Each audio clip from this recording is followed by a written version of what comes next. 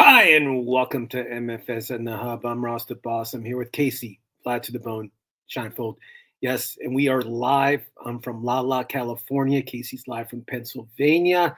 And we're here to talk waiver wire with you. Baseball week 13. Just throwing it out there. Week Am I 13. Well close? done. Okay, wow. Lucky 13. Yeah. So, Casey, a lot of stuff going on in baseball. Big Yeah. trade. Let's talk about that real quick. Oh my Rafael gosh. Yeah. Devers dealt to the Giants. What are your thoughts on that move? Horrible for Rafi Devers owners, I think. I don't think it was a great trade for the Red Sox either, to be quite honest. They got three prospects. I mean, Kyle Harrison is up in pitching, but he's kind of a prospect too. And then also Jordan Hicks, the reliever slash starter slash failed starter. I don't know what you want to call him. I think James Tibbs is probably the biggest name that they got coming back, but I don't know. He might not be good for a few years. It was interesting. I guess they're trying to clear out the logjam with Devers being a DH only so that Roman Anthony and Marcelo Meyer can get some everyday play that opens that position up. But man, you're getting rid of one of the best left-handed bats who kills the Yankees, by the way, Yeah. and sending him to a ballpark that's not very good for him. No, I mean, I agree with you. I think the Yankees were cheering when they heard the great news. Oh, yeah. I don't know if you saw the Kershaw interview. He was being interviewed during the game, and they told him about the trade, and he said he knew about it, but he wasn't too happy because Devers is now in the NL West. Yeah. Another big bet that the Dodgers have to face. But I overall, mean, look, if Devers' goal was to play third base, I don't think San Francisco is a very good destination for him. Matt Chapman's one of the best defensive third basemen in the league. They're not going to bench him and put Devers there. So he's stuck being a DH. Maybe he'll play some first base. and we'll talk about waiver wire in a second, but where would he be dealt who needs a third baseman? There's talks about the Dodgers getting Suarez of the Arizona, and the Dodgers would trade Max Muncy, but that's just a rumor going around. But I mean, there's really not many. Look, Houston could use a third baseman, and imagine him in that park with Yordan Alvarez in that lineup. That'd be pretty scary. Yeah. There are spots. Who's the Cubs' first baseman? Right. Would you rather have Matt Bush or Rafi Devers? I don't think the Red Sox cared where they dealt him. They didn't care. I don't know if and Devers probably didn't have any say because they didn't like him. I don't think he had I doubt he had a no trade clause because I didn't hear anything about it. So the Yankees could use a third baseman. Yeah, and then Ohtani last night pitched one inning, gave up a run. Yeah, but hit 100. So I thought it was 99. Was it 100? But somebody told me 100, but I could be wrong. It was too late. I don't stay up that late. I know you don't. Overall, gave up a run, but the base hit they got wasn't that great. So, we'll see Ohtani come in probably every 6th day. We'll probably see him pitch now. Is that right? Probably every 6. They'll probably do a 6-man rotation, I would think. I know Yamamoto only he does a 6-man rotation. And the Dodgers still hurt. They have their Blake Snell, Sasaki, and Glass Arm are all hurt. They're not pitching. And they're not coming back anytime soon. So there you go. Casey, let's talk waiver wire. Who is your number one waiver wire focus for today? Well, I put Carter on the cover today because I do think that I've talked about him before, so I'm not saying anything new, but he's been awesome since he's been called up. The Rangers are desperate in need of some offensive spark, and he might be the guy that gives it. So if he gets a prominent role in that lineup with the likes of Simeon and Seager struggling, Josh Jung being inconsistent, I think Evan Carter, Wyatt Langford, that's a pretty dangerous 1-2 right there. Yeah, I mean, the Rangers are not scoring runs. They used to score runs, but now it's like they're winning games like 2-0, 1-0. I mean, their pitching's doing well, but they just can't hit. I just think it's the Jacob deGrom curse. Wherever he goes, he can win the Cy Young with a team that doesn't give him any support. So no, and he's not the same pitcher either. I mean, it's like he's not striking out 10, 12 people a game either. Let's not pretend. So Carter's your number one guy. Who's starting to hit, and he plays for the worst team in baseball is Ryan McMahon, another third baseman. Yeah. But McMahon is starting to hit. I mean, he has what's he have since June 9th? 3 home runs since June 9th. Yeah. in Colorado, as we all know, when it gets hot, the ball flies out of there. So if you need a third baseman, now is the time you pick up Ryan McMahon. You can't wait; you won't get him. No, he'll be gone soon. I mean, this guy's starting to hit. So again, third base. There's some third basemen that are out for a while, so it's a good time to pick them up. Casey, who else is on your list? Well, you know who started to get a little warm the past couple of weeks is Adolis Garcia, and surprisingly, he's only 59% owned, so he falls under that threshold.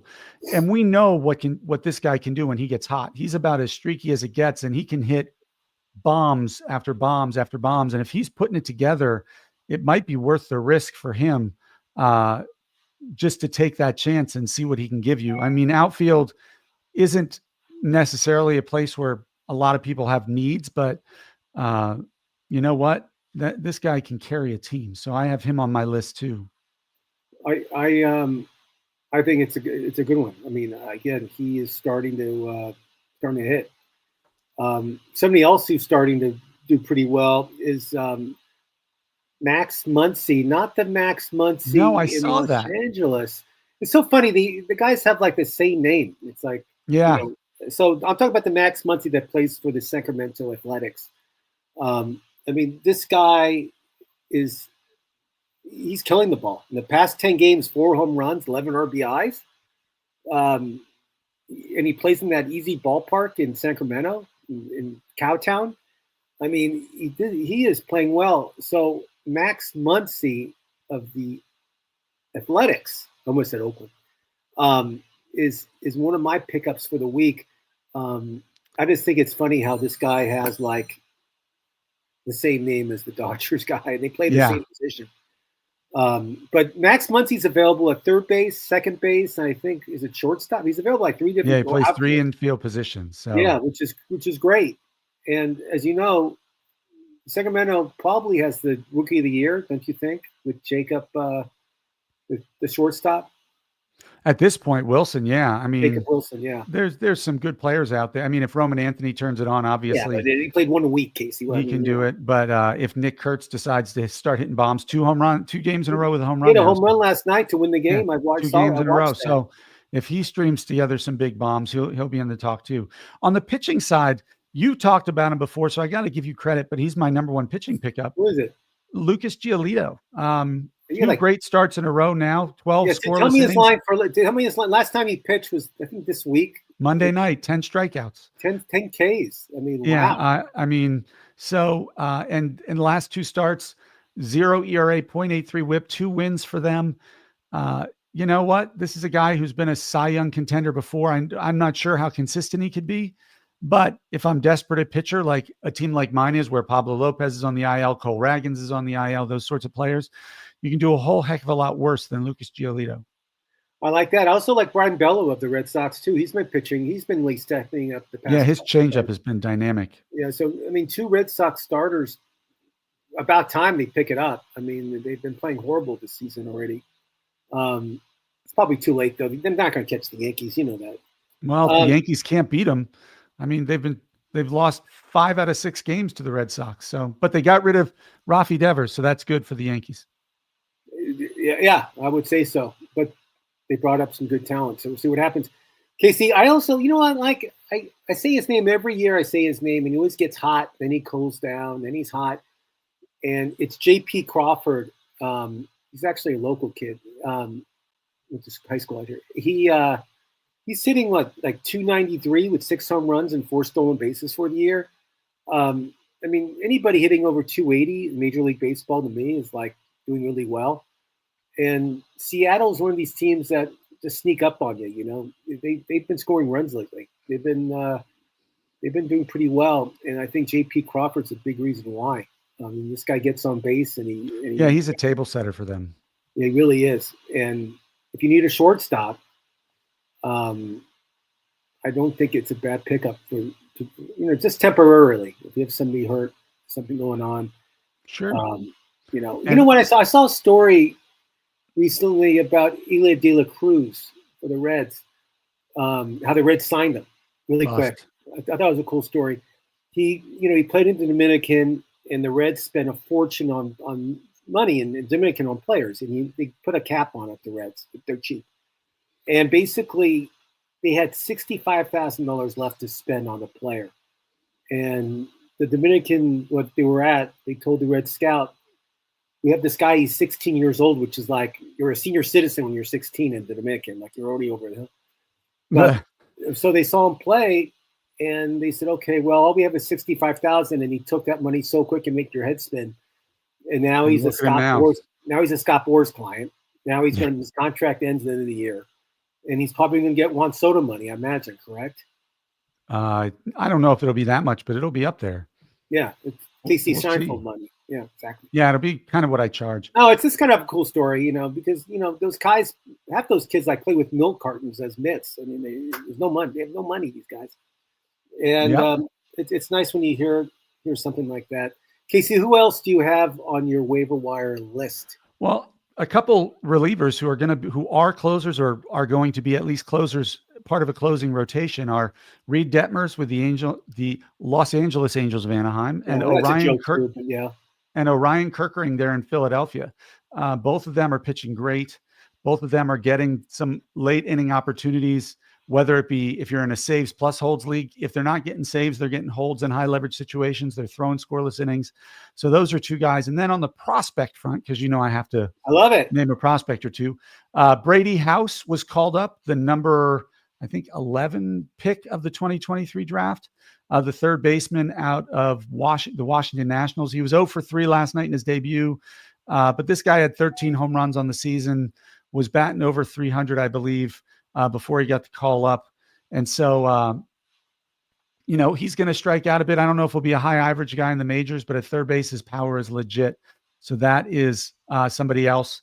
Others you can look at, I think, Sam Basallo of the Baltimore Orioles, the catcher first base prospect, is raking for AAA right now. They're saying Ryan Mountcastle could miss up to 2 months or more. I heard O'Hearn. I heard he's going to be dealt. He could be dealt, which leaves room for Basallo because he can play first. He can DH. He can catch and give Rutschman a break every once in a while. If you're in a 2-catcher league, I'd probably add him now. If you're in a single catcher league, I would watch him very closely. And when he gets the call, I think it's a good one to pick up. So those are a couple minor league names I would look out for. I like those a lot. A couple of pitchers I like this week is David Festa, or we call him David Fiesta, like Festa. He's a party. He's a party. And he's been pitching great lately. His past 2 starts, he's been lights out. And also another guy, I can't stand this guy. I mean, I just find him so obnoxious and rude to me personally. Long story, but let's go with it. Clayton Kershaw of the Dodgers. He is pitching great. I mean, he's strikeouts. He's not letting any runs up. I mean, he's been lights out the past couple of starts. And I would say he's like a must start now. I mean, if you can get him, he's available in probably 40% of leagues now. If you can get him, pick him up now because he's pitching great. As much as I hate to say it. Cool. Yeah. I mean, look, a lot of these guys we're naming aren't big name guys who you can put in your rotation on every start. But when they're pitching well, when they're in the right matchups, these guys have proven they're useful. So don't be afraid to take a few risks. One safe person that I picked up in some of my leagues because it's been getting saves is Shelby Miller of Arizona Diamondbacks. Yeah, but I think he's over 60% now. Is he? I thought he was 40 something. Okay, he might be. But yeah, that's especially with Justin Martinez now. I think they might say he misses the season or he's going to be out for a while. Yeah, and Shelby Miller's been a machine. I mean, a save machine. So the number 1 pick, most famous probably for being traded for Dansby Swanson from the.